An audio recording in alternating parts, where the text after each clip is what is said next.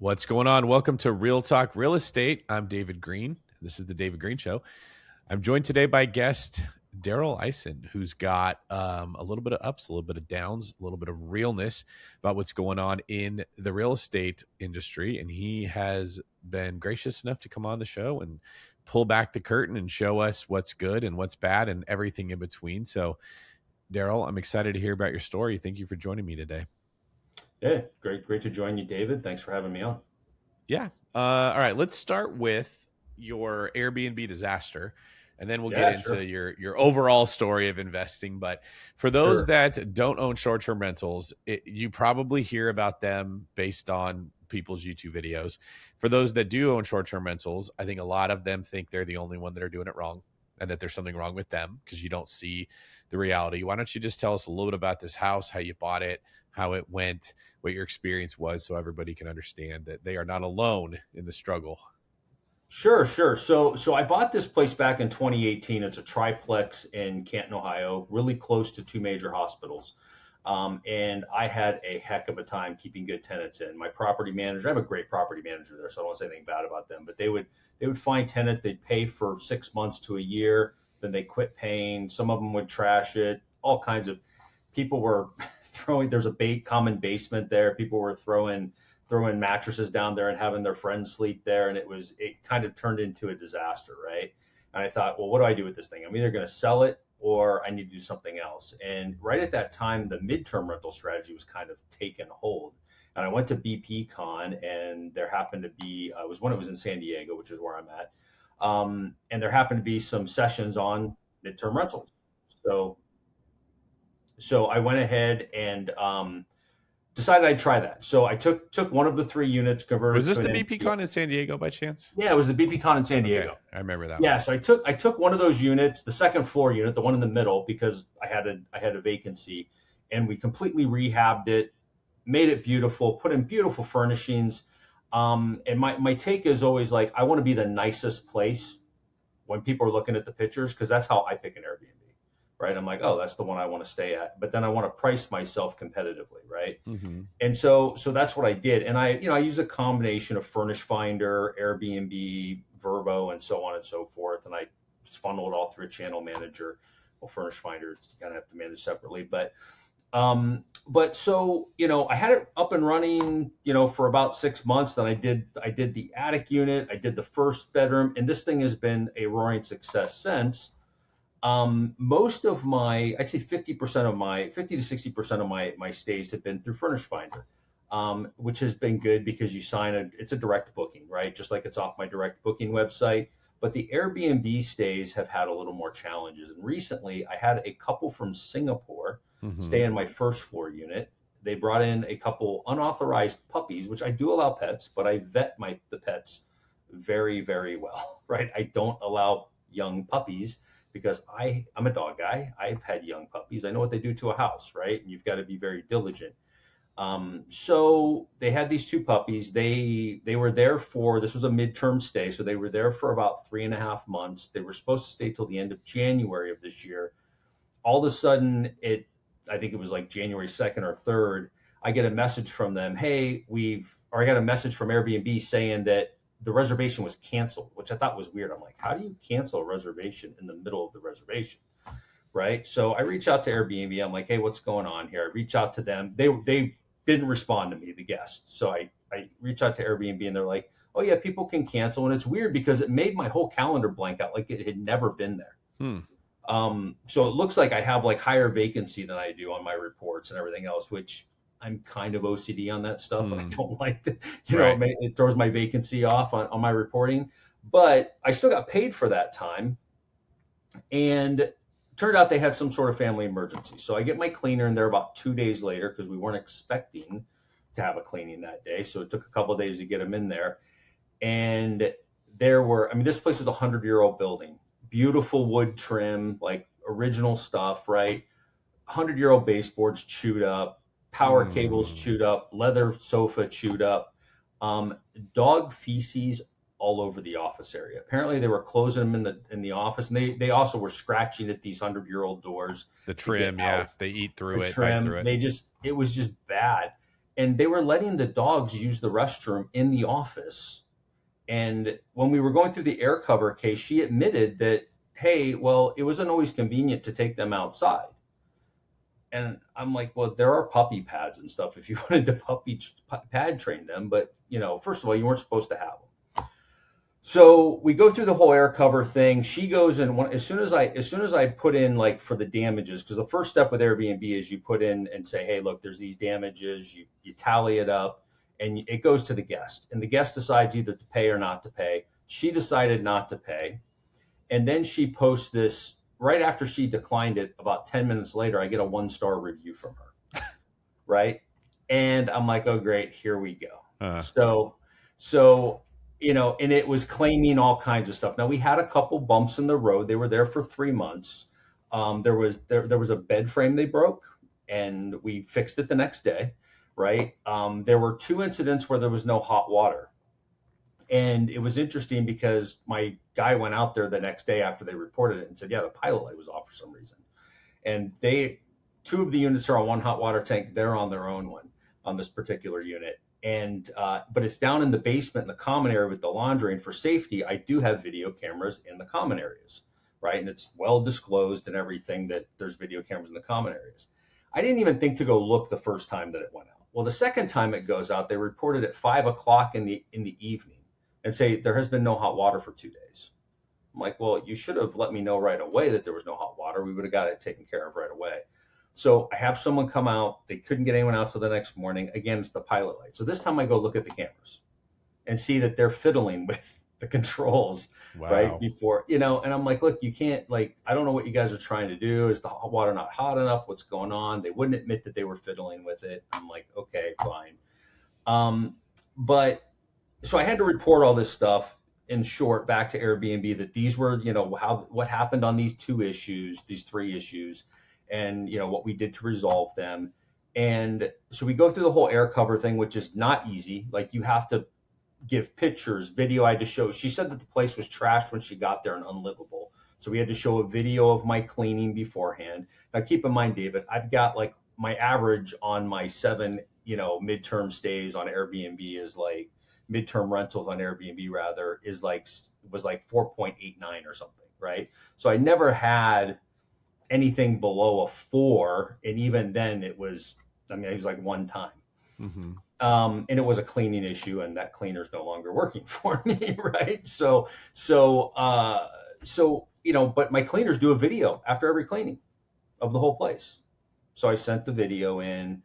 I win the air cover case in the end. Right? I win the air cover case. I'm getting reimbursed for my damages, and I'm thinking, okay, it should be a no-brainer now. They'll take down this review. So I asked them to take down the review at Airbnb.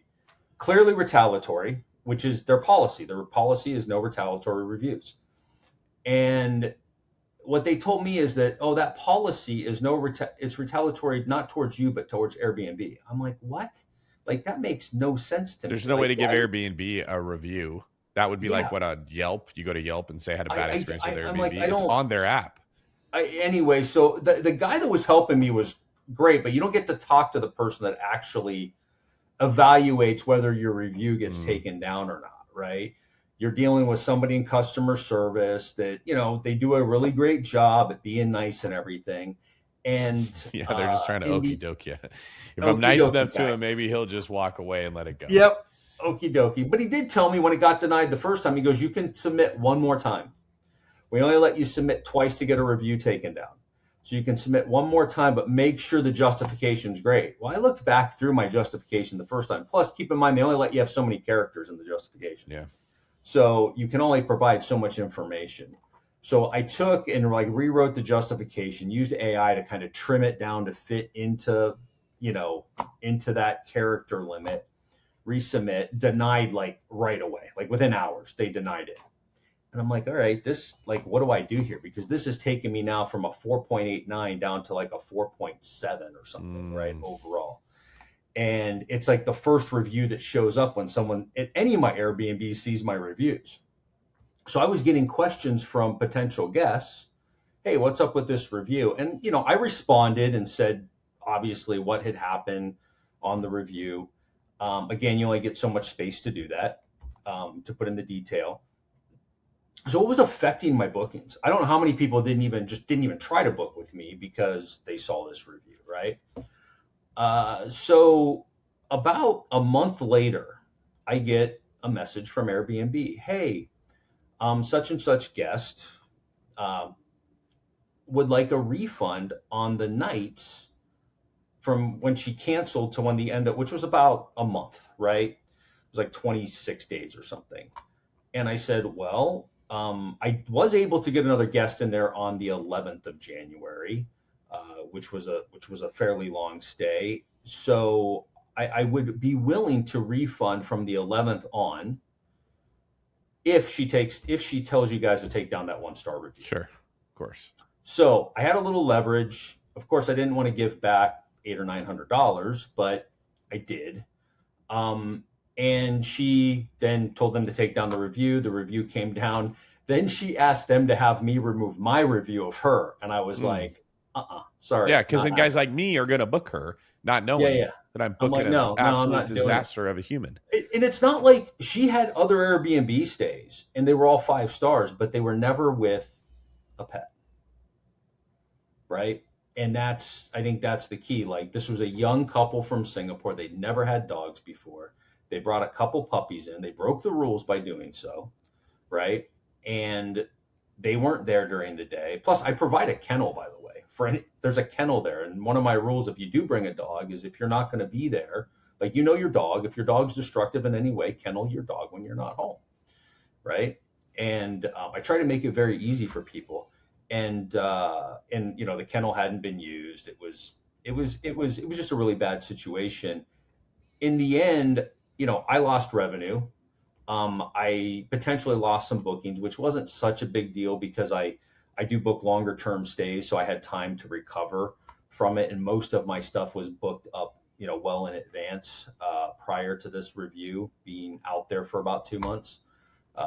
But it was a pain, and it didn't feel like the whole time. It felt like Airbnb was on her side and Mm-hmm. not mine, Mm-hmm. and that was the biggest problem. And I heard the podcast you did with the StayFi guys, right? And I'm like, oh, this is interesting. So I have one here at my house testing out. It's kind of hard to get in. My places are in Ohio and in Kansas City, so it's kind of hard for me from San Diego to go get stuff deployed. But this summer, I'm planning to go replace all my Google Home stuff with the StayFi stuff because it seems to be working really well. Because I'm just going to try to get more direct bookings more and more and go less Airbnb as much as possible, right? So That seems to be the consensus right now. mhm. Is I just haven't met a human being yet that isn't absolutely at their wits' end with Airbnb. They went from the coolest thing that changed an industry, that changed all of real estate, that let you buy houses in areas you typically never could have got into because the revenue from the rent wouldn't support the price of the house. It gave people the opportunity to kind of get their licks in at Mhm. hospitality and design. It was amazing what this did to real Yeah, estate. It opened up all these doors, and it imploded so fast to just universally the most hated company within real estate investors I've ever seen. Like, yeah. what's been your experience overall with just Uh, well, yeah. I mean, unfortunately, they're still big with the guest side, right?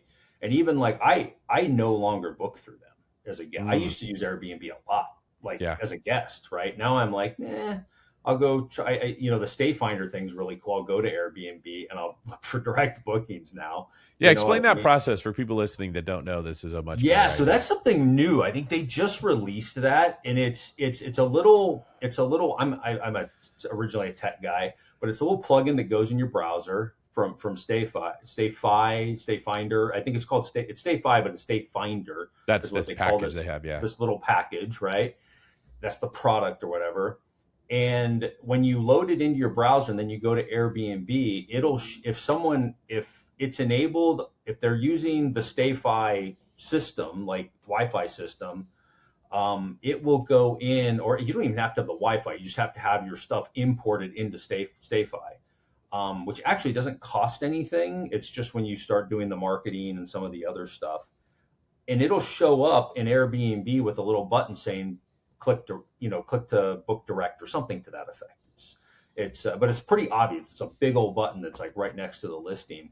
And I've always been someone that if someone tried to get me to go off platform for a booking, I would just say, no, I'm not going to book you, right? Because if you're trying to break the rules with Airbnb and the policies and take me off platform, then I kind of don't trust that you're going to follow my rules. Yeah.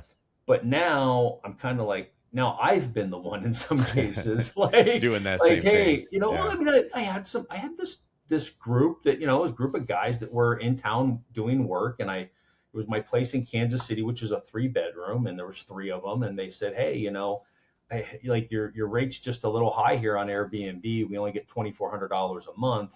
And I'm like, well, $2,400 a month's fine by me. You know It what I might have mean? been more than you would have got from the Airbnb It, it payout well, oh, sometimes. yeah. I mean, I think, yeah. Typically, booking I get 25 with Okay. direct bookings, right? But with Airbnb, I get like 23, Yeah, that's what I'm right? So saying. So I 2,400 was is like, all right, we're more. splitting the difference here, That's exactly even right. though, And all you had to do was cut out Airbnb. yeah, even though Chris Voss says to never do that, but I'm splitting the difference, and we're good.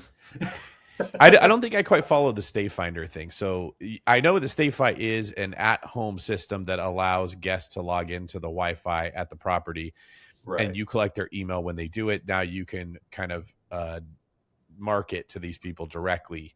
But it sounded like you were saying that there's an option on Airbnb to book direct. I don't think that's what you meant. No, no. Well, kind of, sort of. Here's how it works. So they've launched this product at StayFi called Stay Finder, right? And essentially, what it is a way to direct book when you're searching Airbnb. So it puts a little plugin on in your browser, Okay. be it Chrome, Edge, whatever. Puts a little plugin in your browser. So when you go to Airbnb, this little plugin is looking at whatever's on your screen. It's Oh, doing like a screen wow. capture and saying, "Oh, this listing is also in StayFi, and here's the link to the direct booking site, so you can go book it directly." Airbnb's got to be pissed about that. I'm sure they're going to try to figure out a way to stop it, This is right? brilliant. Yeah. So they don't actually, it doesn't show up on Airbnb's website, Nope. but your browser that's looking at their website goes, hey, I see you're looking at this listing. I've used all my tools, whether it's I recognize the pictures from the direct site on Google, or that someone has stayed at this property address with StayFi before. I can connect you to the host and you can save on all those fees.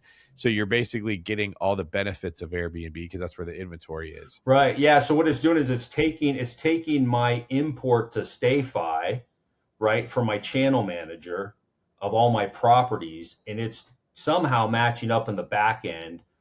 cross-referencing what's on the screen to Right. to to my stuff when someone sees my listings I anywhere. bet you there's like Google image match could do this easy, right? Yeah. It looks at the picture they have on Airbnb and it's like, oh, that's the same picture that I have on this website of a direct booking website.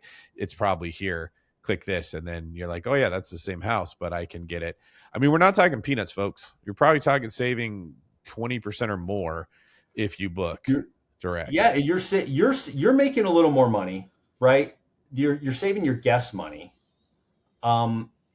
Honestly, the air covered stuff doesn't do a lot to protect you anyway. I used to do like these worry free waivers when I'd have direct bookings through like Furnish Finder and things like that. And I kind of quit doing them because I realized I'm spending like $50 to $75 a month for insurance. And while it worked well when I used it a couple times, it was like I'm spending hundreds of dollars a month across my portfolio for insurance. Why don't I just take that 250 bucks or whatever every month, put it in the bank, and be my own insurance company. Mm-hmm. And now I've got a few thousand, I've got like $10,000 in that bank account because I haven't had to draw out of it for repairs very often. So Well, I may be wrong about this point, but my understanding of air cover originally was Airbnb covers you if the guest breaks it. So, like, they yes. take a percentage of their money they get and they put aside as an insurance policy. Hmm. Lately, from what Angela's been telling me, when we make an air cover claim, they're going and trying to get it from the guest. Yes, And they so, do. They okay, so try to get it explain from the this guest part. first. Yes. So when I went in and I submitted the damage, right? Like said, you go into Airbnb and you report there were damages that you want to recover. It first sends a message to the guests asking them if they acknowledge these damages and will pay for them, right? And the guests can either say yes, they'll do it, or no, they'll refuse. I had a guest. a couple of years ago that, their kids had caused some damage, and she had let me know about it. And and I'm like, okay, well, a couple of things I wasn't too worried about. Then there was some stuff I didn't know about when they went back in. There were some tears in some furniture I had to have repaired and some other things. And I said, hey, look, this is a little beyond what you had told me. And I was okay with some broken glasses and dishes, right? That stuff happens. I keep some inventory for that. But, when we're talking about tears in furniture and stuff and stains on rugs that won't come out. Um, so I sent it, it went to her and she paid it. She was happy to pay it. And she said, I hope you can still give me a 5-star review. I'm so sorry this happened, and I'm like, no problem. Right. And because to me, that's still a 5-star review. She took care of the problem. Hell yeah. That's She exactly. took And you put in there, responsibility. she damaged the property. She Yep. owned it. She paid me in full. This is an amazing guest. That's who you want booking. That's what Yep, that's exactly. better than a person that didn't damage it in a way. Because maybe they Yep, didn't damage it on accident. But now, if you book this person, I'm getting someone with integrity that will make it right if they screw up. exactly. Yeah, that's a solid point. So now Airbnb is trying to get the guest to pay instead Yes. of you, and the guest can say no, or they Mhm. can send you, like they've done to us, nasty messages afterward. We've had that where we put in a claim. I think the last one was we have this really nice pool table in a game room, and then they had completely stained the felt. It was really bad. Like they spilled a drink, and it like almost half of it was stained. Oh, wow. And the house was also trashed. They had thrown like a birthday party for little kids. And normally I'm okay. Like I don't want a party of adults that are getting drunk and they don't know the person and they're smashing things. But if you want a bunch of little kids running around in the house, we'd be fine with it. But that comes with watching the kids. You don't Mhm. get to say they broke your arcade games, they broke your ceiling fan, they spilled everything. That they're kids, right? They're your responsibility. You got to watch those kids. Exactly. So we put in the air cover claim. He comes back with all guns blazing. You guys are terrible people. You lied to Airbnb. I can't believe I left a 5-star review and you did this. And he just blah, blah, blah, blah, blah, blah, blah. And then we send him back the pictures. Well, here's why. This is what the pool table looks like. This is all your trash that was left. Here's the siding of the wall that was damaged. I think there was even a like one of the ceiling fans in one of the bedrooms. The kids had jumped and tried to hang from it, and they had broken off the fan blades. And then his whole tone changed. He just didn't know. He wasn't watching, and instead of asking us why this happened, he just immediately got defensive. And that seems like that's par for the course with America today. Yeah, no, and I mean, obviously, she got very defensive too on this, right? And that's when she came back ablazing, like there was this problem and this problem and this problem. It's like, yeah, we took care. They weren't major problems. We took. I get it. It's not good. I don't like to take a cold shower either, but you also were messing around with the hot water heater. So, and I Yeah, haven't and the had, and camera, that you didn't pilot light tell hasn't us. gone out since. You know what I mean? So, Yeah, that's yeah, exactly right. This is a weird thing for me, Daryl. yeah. I've lived in houses my whole life. I've never been homeless. Okay, I've owned a lot of houses my whole life. I've owned houses that I've lived in. I've never broke a ceiling fan in any of my houses the whole times No. I've had them. I've like the things that go wrong in these Airbnbs, I scratch my bald head. I don't know how they're breaking it other than their kids are just acting like feral animals, or they're bringing people over they don't know who think it's fun to just be rough and punch arcade games or whatever the case would be. But the guests are certainly not in every circumstance treating that property with respect. I mean, literal like pool cue snapped in half and put back in the thing, like they snapped it over their knee, like Bo Jackson, right? Never have I had Yeah. a pool cue snap in half my entire life of shooting pool. So while I do agree that we need to prevent slumlords from fraudulently representing their properties and putting bad pictures that don't match the condition of it, I don't think that's a practical problem right now. I think there No, is I so don't much think so either. competition on Airbnb between hosts that you have, honestly, just my subjective opinion here, I think investors are wasting money dumping it into these houses. I'm watching people put $150,000 into this house and turning it into a circus to try to compete, and they're never going to get that money back. And if they want to sell the house, no one wants to buy a circus. I almost think it's foolish how much hosts are throwing into their deals. A lot of the customization and stuff, right? I mean, Yeah, yeah, wild. I don't understand. I mean, obviously, I'm in a little different market. I'm not in like a vacation market. I'm hosting people that are there to work for a month, 3 months. Heck, I've had a guest there for 2 years now, and she's placed there she's a doctor placed through a staffing company, right? Off a Furnish Finder. And these people, they want a place to live that's comfortable. They can come home, feel good about where they're staying, and make it, have it be at least as nice as what they live in their own home, or a little bit nicer. Mm-hmm. Right. And that's kind of what I shoot for. So I put nice artwork on the walls. I put, actually, this lady that's been with me for 2 years, I found out she's an artist on the side. So now I've been buying paintings from her for furnishing some of my other stuff, because it's just, it looks really. So I put a little bit more money into the furnishings than I maybe need to, but we're not talking hundreds or thousands. We're talking like maybe $3,000-$4,000 more than what I need to, just to make myself stand out a little bit better, Yeah, right? that's a normal experience, right? And for more quality, so I don't have to replace it in a year or two. Uh-huh. So Yeah, but then the guest breaks it and wants to get off scotch-free. And yep. Airbnb is siding with the guest, not the host, because they don't need more hosts. They got more houses than are being filled. Yeah. They need more guests because they don't want them going to Booking and VRBO and all the other options of platforms that are out there. Well, and similar, I did have a direct booking guest recently that, they didn't break much. There was a hole down on the wall in one spot. It was like down at foot level going down the stairs. I'm guessing someone slipped or something, and whatever. But they had a dog. They had two dogs, and they were authorized, but it was dog hair everywhere. They hadn't cleaned. It was in bad shape, and it was a 1-day term, right? So my cleaner could not get it done. It was impossible. So I had to have the new guests come, and I had to pay for a hotel for them for a night, right? To get it all cleaned up. Yeah. To get it all cleaned up. And it still wasn't, she was just overwhelmed. And when I sent this guy the pictures and the videos and I told him about the damage. I listed everything out, and I sent him the pictures and all the damage. He got super defensive on me. And I'm like, I go, here's the video of the cleaning the day before you got there. And he calmed down after that. I'm like, look, I'm not asking you to pay a lot of money here to fix things, right? Here's what I'm asking for, and it was like $600 or something to pay for the extra cleaning.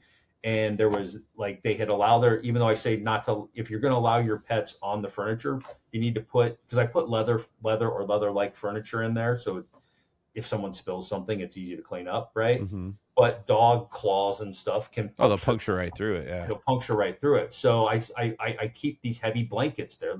Put the blankets on top, and then that's fine. Well, which you would do at your own house if you had an expensive house that you just paid $5,000 to I don't do. allow my dogs on the furniture. Yeah, I don't. When I was growing up, we didn't bring our dogs in the house; they were outside, and if you brought them in, they had one place that they would sit.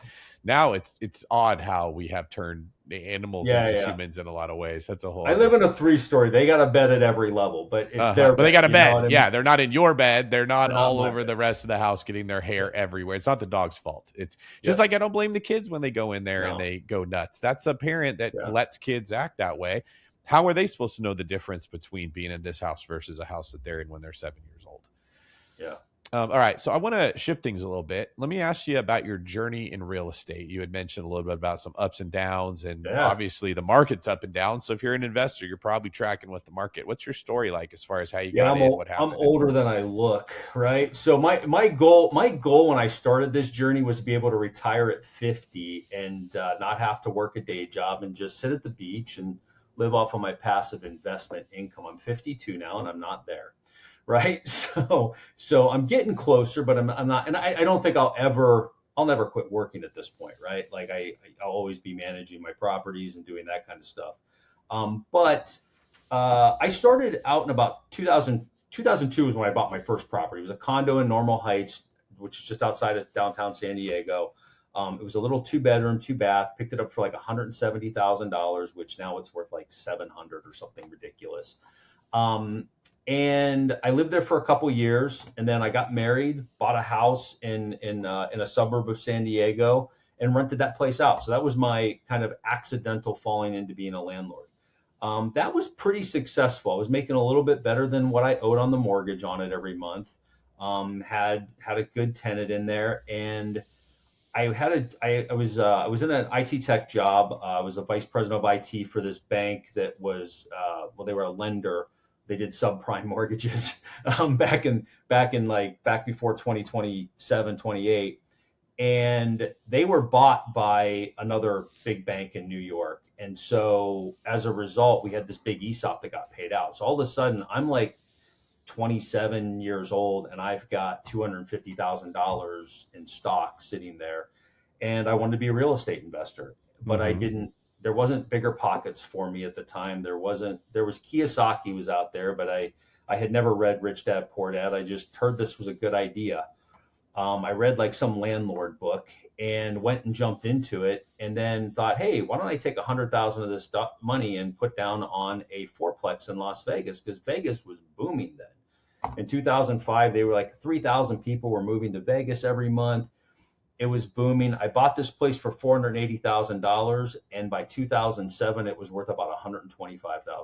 That's what they were foreclosing at. And I couldn't keep tenants in it because people were just fleeing Vegas.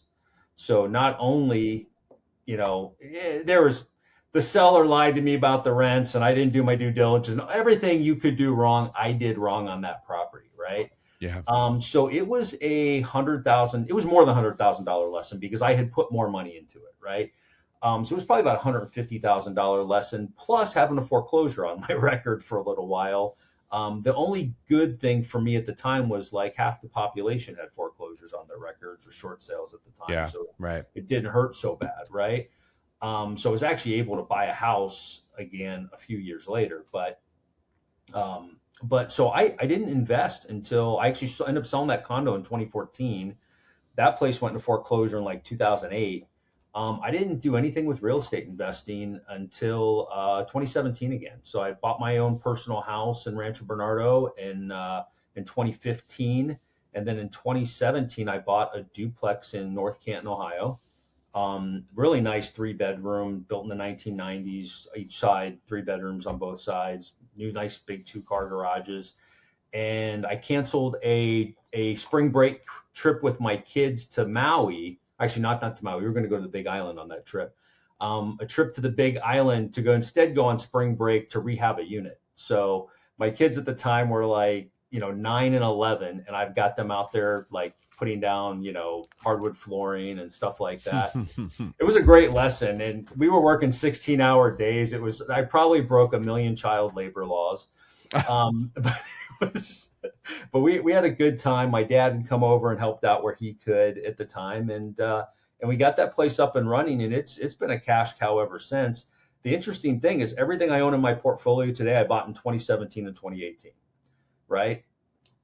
And I've slowly been, instead of buying more in the last few years, although I've been looking, the numbers just don't pencil out so much. So it seems to be a better investment for me to take a long-term rental when someone leaves, convert it to a mid-term rental in the areas that I'm at, and I almost double my rent. And so if I'm going to go, some of these 2-bedroom apartments, it's like $15,000 to double the rent. So it's a much better use of my capital to do that. Now, I do want to start growing the portfolio again here at some point. I did try in 2020. I bought a new build in Florida that I went through the whole build process in Cape Coral, and that didn't turn out so well. So that one, that was through like one of these like I want to call like turnkey providers, right? And I had to go get a construction loan. I had to do the whole thing. And, I put a bunch of money down, and they built this beautiful 4-bedroom, 2-bath, house. It was outside of the flood zone. So I didn't have insurance issues or anything like that. Rents on it were like $2,600 when it finally finished the construction. The construction took almost 3 times as long as it was supposed to. It was supposed to be 6 months. Took 18 months to get this thing up and running.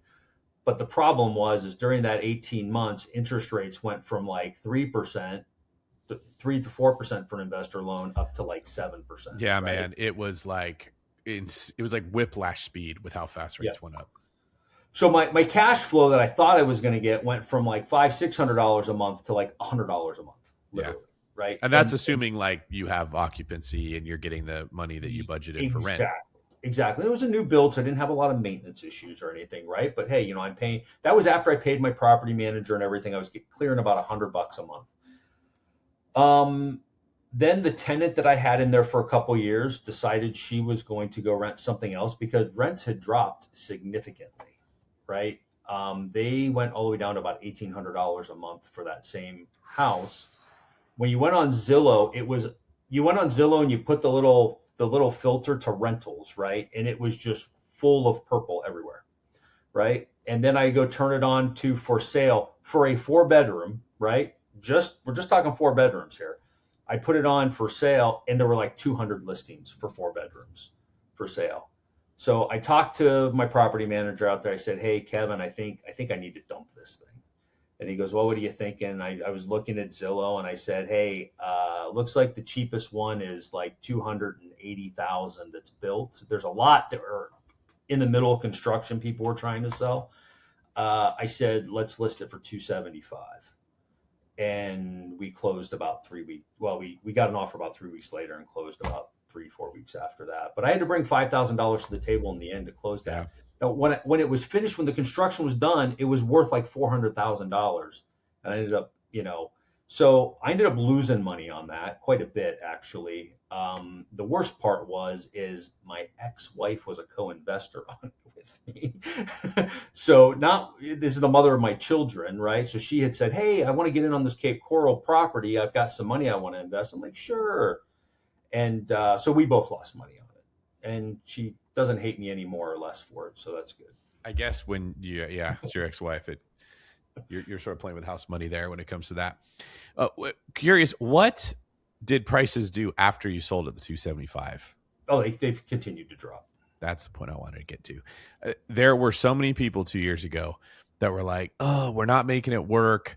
Whether it was a rental like yours, traditional rents are down from what we thought, or it was a short-term rental, we can't keep up. And they would say, "I've talked to so-and-so and such, and they all say we got to put 75,000 into it. Minimum. We really need to put 150,000 into it to keep up. We don't think we should do that. What do you want to do? What should we do?" And I said, "You should sell it." "Well, if we sell, we're going to lose money." And there was this emotional barrier that nobody wanted to lose money. And of course, no one likes losing money, but it was unreasonable from my perspective. And I think it was 10 years of watching everyone make money. And if you made 40 grand on a flip, but that guy made 70 grand, you thought you lost. That was kind of the mindset that everyone had. No, you're right. You're right. And if they didn't get out, it just plummeted. And we are probably going into a market, my gut tells me, and so this is just my gut. I know a lot of people like to listen to the data and they like to read the reports. I'm not referring to any of those, just what I'm seeing and how I see the economy moving, that in certain markets, not everywhere, but certain markets, certainly Cape Coral, I think that was maybe the worst market in the country at a certain point. It was 100% the worst market. Yeah. They overbuilt. I think we are going to see foreclosures. I think you're going to see buyers it doesn't matter what you price your house at, no one's going to buy it. I mean, unless it's like, if you could price it low enough to make someone buy it, you wouldn't be able to pay off your loan. That's the problem we have. Yeah. So those people that took the L ended up taking the W. And that is just something to keep in mind as you're going through this journey of ups and downs. We haven't had downs for a long time. We had quantitative easing. Every time we thought we were going to get it down, shoot the economy up with stimulus. All of a sudden, I'm awake again. You just gave me a big hit of meth. I don't need to go to bed after all. I'm going to stay up all night long, work, and the market just kept on going. And you're running out of that. We are going to go into a nap. And the jobs report that recently came out was abysmal. I think they were expecting 60, 70,000 jobs and they lost 92,000. It was a huge swing. And there's probably going to be another one of those. And no one buys houses when they don't have jobs. This is what never gets talked about on Bigger Pockets. It doesn't get talked about in the industry. We always focus on the nitty gritty of the house, right? What's the siding you should use? And what's the best way to do your renovation? But the reality is housing tracks with the economy. If you feel wealthy, if you've got a good job, you're making money, you're watching your savings go up, your 401k feels healthy, everyone's getting raises, you want to buy a house. You want to buy a bigger house. And the opposite is also true. If you're thinking AI is going to take your job, you can't find a job, you haven't gotten a raise in 6 years, but everything else that you buy has become more expensive, you feel poor. You don't want to take on the additional responsibility of starting a family, of having kids, and of buying a house. Is exactly what we see. That's why I'm saying it's kind of a gut feeling. But if you're in a position that you can get out and it's your pride holding you back, I can't say what's going to happen, but I would err on the side of caution and get out. If you didn't have to get out, that's a small annoyance. But if you can't get out at all and you have to foreclose, and then there is a great buying opportunity and you can't partake in it, oof, that just stings so much worse. No, it completely does. And you know, you gotta, I think the people that have hung on, they don't look at their investing as a business, right? I look at it as a business. There was no emotional attachment to it. It was, you know, I looked at the numbers, I went over them with the ex-wife because she was, I said, hey, this is what I think we should do. And she was like, okay, do it. She agreed and we did it. And there was really no emotion involved in it. It was like, look, the bottom line is I can, I'm going to continue, we're going to continue to lose money here. And I'm going to have to, you know, there's always this argument over is cash flow or equity better, right? Well, I think we all want both, right? Cash flow saves your equity though. Cash flow, you know what I mean? Like if you're negative every month, you can't hang on for too long. And I'm lucky. I have a pretty high paying tech sales job. I work as a realtor on the side. I do pretty good, and I could eat the $500, $600. Yes. But if I ate that every single month, what could have I been doing with that money, right? And that was where, you know, it's lost opportunity cost. Well, there's two ways of looking at real estate investing. The way you're doing it is the way that I have encouraged people to go forever. I've never deviated from this. I think real estate is an amazing wealth building tool. It is not an amazing wealth creating tool. It can create wealth if you catch the right headwinds, or maybe they're tailwinds, whatever it is that's behind you, pushing you forward, and you're in the right environment, it can do it, but it isn't meant for that. And it's rare that happens. It is a great piece of a triangle where you make a lot of money on offense, you live fiscally responsible on defense, and then you throw investing in there. It becomes an offset to the money that you made making money. And when you have a bad market like this, if you're still offensively doing well, like you just said, you can ride out this downside. Now, the other school of thought that's much more popular than the way I say, these people get more downloads on their videos and they get more followers on their podcast, is it was a replacement for work. Okay. Yep. Offense is hard. Like you just said, you have a high paying tech sales job and you have to be a realtor. You're busy. You're working all day, almost every day. You're squeezing in little ways to get some time for yourself within this framework of these two jobs. This is what makes America run. This is what made America great. It is a bunch of people like you being very productive that pay a lot of taxes that support all the people that are not doing it.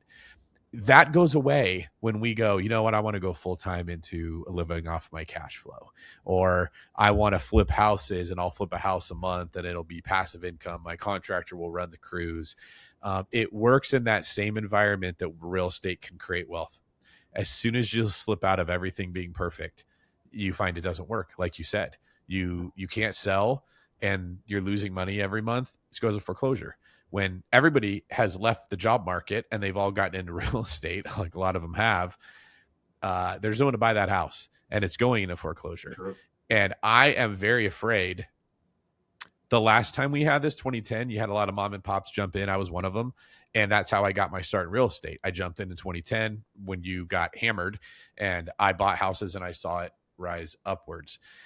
I'm afraid the hedge funds are going to be the one that get these properties, because you've got less lenders now than you had before underwriting these loans, which means you're going to, instead of having it go REO on these banks portfolios and then real estate agents selling it in the MLS, you're going to have hedge funds that come in and be like, oh, we could take advantage of all the taxes. I wonder, like what, you know, I haven't read that executive order that was signed, like preventing single family homes from being purchased by like large Wall Street hedge funds.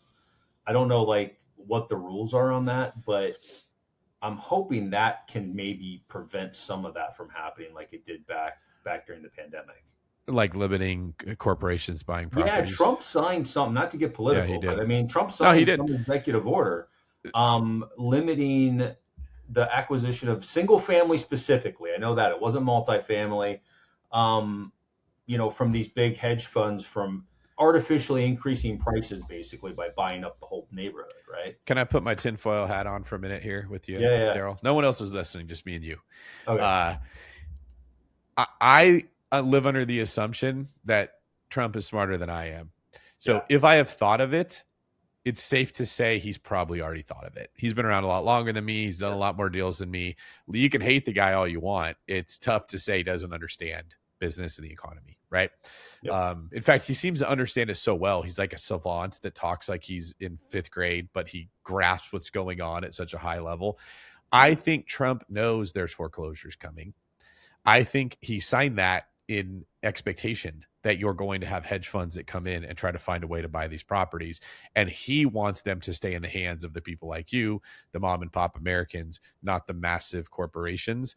But as a politician, I'm sure your hands are somewhat tied to how much you go to war with these massive companies, because the people you need buy-in from, they're often getting money from sure. right.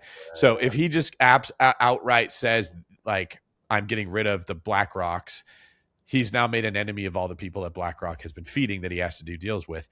If he puts this executive order into place that says it's harder for corporations to do it, he doesn't name any of them directly. He maybe is kind of sending a warning shot over the bow that I don't want you guys jumping in to buy the inventory that is most likely going to come. And I will add, part of where I get this theory from is how hard he was beating on Jerome Powell to get him to lower interest rates. There was an urgency in what he was doing, just like I feel there is an urgency that we are going to go into. I don't know that lowering interest rates are going to save the day at this point. I mean, I think they're going to help, right? But I don't know that they will. You know, and I think there's a lot of factors going on. I mean, whatever you feel about immigration, like, we are deporting millions of people. That takes down housing supply and demand, which everybody out there, it's funny because everybody wants housing affordability, but at the same time, nobody wants the value of their property to drop. Oh yeah, of course. Right. Yeah. So you can't have both.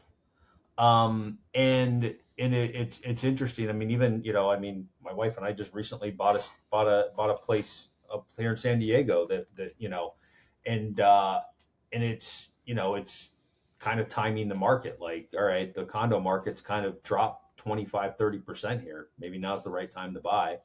And we downsized to a townhouse and we're happy with it. But it's dropped a little bit more since we bought, which I knew it might, and I'm okay with that because I got to live somewhere, right? But yeah, but if you had to pick a market to ride long term, I think San Diego's number one in the nation as far as I'm concerned. Yeah. Like it may go down. Just like in 2010, I noticed that prices went down in really nice areas like Walnut Creek, California. I'm from Northern California. They dipped a little bit, but Stockton got decimated. It was a valuable lesson to see that, like, the undesirable areas get hammered when there's a recession, and the really nice ones, they just get a little. There's not as much impact there. But yeah, I mean, San Diego, most of the housing here lost about 50% of its value during the Great Recession, but within like 5 to 6 years, it had gained it all back. Do you think that was specifically condos that lost it, or do you think it was housing? It was a lot of no. I mean, my house had lost it that I owned at the time. I remember, right? So yeah, no. I bought a house back then for $400,000 in 2005, right? 450 or something. It had gone up to like 700, and it was back down to less than I had paid for it, the value. In 2005, like, they had jumped up in 2 years, and then 2007, 8 hit, and everything just plummeted, right? So basically, like, San Diego lost the last 2 years of the run's value, which was quite a bit, right? Back in that early 2000 run, and then by 2012, 13, it had all come back, and by now it's quadrupled, for crying out loud. That same house is worth like 1.4 million now or something. Yeah. So. Yep. What's next for you, Daryl? What are your plans for real estate going forward? Well, I'm going to convert a couple more of my long terms. I've got 18 total long terms now. 7 of them are midterm. I've got 2 more that I want to convert in the next year. And then from there, I'm probably going to hopefully start acquiring again. I'm kind of hoping some values drop a little bit, or interest rates come down, or something happens to make sense to buy again. Because the other thought was, well, maybe I just, like I said, I get pretty big commissions and stuff, and maybe I just save enough money to buy another $150,000, $200,000 duplex or something in Ohio or whatever, and just pay cash and not worry about the interest rate, and then make that refinance when it makes sense. You can do that refinance too. it when it makes sense, take the money out and buy another one, right? Yep. So that's probably the route I'm going to go. I've looked at some stuff like um, like the sober living stuff and some of those types of deals, but I don't want to have too many types of of Different asset investments classes going that you're on, trying to asset manage. classes, Yeah. yeah, because it just becomes too hard to manage. So. Good point. Especially when you got a good paying job and you're also selling houses as a real estate agent. Yeah, well, I do still want to walk away from that good paying job. The plan is 3 years, and I think that's realistic at this point, right? The cool thing about what real estate has done for me, though, David, is it's helped me to live a little bit higher lifestyle than I would have. And I know a lot of times it's like, well, keep your lifestyle low. Well, it's helped me provide a really great lifestyle for my kids as they've grown up. We've gotten to go on great vacations, do amazing things with a lot of that rental income. And and whatever you might think of timeshares, I've got a few timeshares that I paid a lot of money for. That to me, it's hedging inflation for your Mm-hmm. vacation. And so the nice thing is, though, now that those are all paid off and everything, I can vacation when I want to. When I I've got plenty of real estate. That extra income that I've had has helped a lot with that stuff.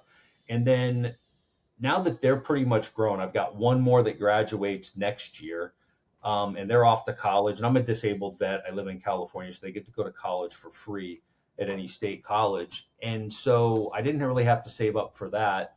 The next thing is to try to in a few years go full time into just doing real estate activities. My wife's from Russia. She's an attorney from Russia. She's going to go to law school here to pass the bar this next year, and she's a little younger than me, so I'm hoping to just live off of her lawyer income too at some point. So we'll see how that goes. That'd be nice. Are you learning any Russian? Not much, my friend, not much. It's a scary language. Cyrillic, the alphabet scares me, and I tell my wife Mm. all the time I have terrifying nightmares of seeing her alphabet. When trying to learn it. I do okay at Spanish. We have a trip to Italy coming up for kind of a delayed honeymoon, and I've been learning some Italian for that trip. But Okay. Russian is Spanish just and Italian are pretty similar. they're very similar, so Russian similar. is different alphabet. They speak Yeah, quickly. It's a smooth language though. Like when you hear yeah, someone it is. speaking Russian, it's Well, there's no beautiful. there's no emotion in their language though. That's the thing. Like they speak very very monotone. And she said that's the hardest thing for her with English is we're so dynamic when we speak, right? And we Yeah, change. theirs is like a gentle rolling ripple, and Yes. ours is like or like Yeah. some of them like Chinese is even more. It's like pow pow pow, like you're getting punched in the Yeah. face with those syllables. Russian's so smooth. That's what just makes Yeah. it It is. so easy to listen to. Yeah. What about your Russian accent? Can you speak English with a Russian accent and make her feel like she's at Da, home? see, da, da, da. You mix up I Spanish and know, I Russian. That know where was you live, David. they will find you and they will kill you. It's funny too because she's like every movie you watch, the bad guys are always the Russians. In America, they are. Yeah, I'm like, is that left over yeah. from the Cold War? You think? I'm like, we won the Cold War. Yeah. I tell her the reason why is because they eat all their steak well done though. I'm like, you got to do that medium rare thing. You guys weren't getting enough nutrition. That's So funny. I sent someone a meme today and it said, "Woman calls police on neighbor for using British accent." And then it had her little fake quote and it said, "We won that war and he knows it." I thought that was pretty funny. that's a good one. Yeah. Well, thank you for joining us today. Where can people Wonderful. go to get in touch with you or follow you if they want to learn more? Yeah, so my book direct booking site is Homes by Daryl, Darel. It's got my email and everything on there, so you can get a hold of me that way. Homes I'm by on Daryl. Instagram's just Daryl Ison. So yeah. That's DARELISON. Go follow him there. You can follow me at David Greene 24. See what's going on with my short-term rentals. I've been posting some pictures of some of the work that we've been doing. Speaking of that, Coast to Coast Getaways, my short-term rental management company, is taking on new clients. So if you've got a short-term rental that you're tired of managing or that you think could be doing better, go ahead and go to davidgreen24.com and use the chat option to get a hold of me. Or you could follow us on Instagram at CTC Getaways. You can contact us there. Also, today's show was sponsored by both Hospitable and Price Labs. These are the software tools that we use at Coast to Coast Getaways to make sure that we increase direct bookings and make sure the houses are being priced correctly. A lot of people understand that you need to get bookings, which is true, but after you're getting them, you want to maximize how much you're getting them for. And sometimes people leave money on the table when they could have booked for more and they didn't, or they don't lower their price in time to get last minute bookings. We kind of have a 2-tier strategy at Coast to Coast Getaways, where for future bookings, we want to get longer stays and more money. And then as we get closer to today's date, where we're like, oh, we're not as likely to get that booking, we want to lower the price and get something in there so that we're not losing money. You guys can learn more about that. We have a presentation we give all of our clients if you want to reach out and talk to us. And then lastly, if you are a loan officer, the One Brokerage is hiring. We are going to be having an office in Southern California very soon here. So we're going to have an office that I'll be recording from with Christian to do Mortgage Mondays at times. And we're going to have in-person training for those that want to get their license or hang it with us. Super cool opportunity. We're starting from scratch, ground roots approach here to training, teaching, and getting better service in the loan industry. So make sure you ask me about that. I'll get you in touch. Daryl, thanks again for joining us. I really appreciate you. We will see you. You know what? Maybe we'll do an episode of Real Talk Realtor and you could talk about selling the Southern California properties that you're doing and give realtors some advice for how they can do it part-time. Be happy to. All right. We'll see you next week on the David Greene Show.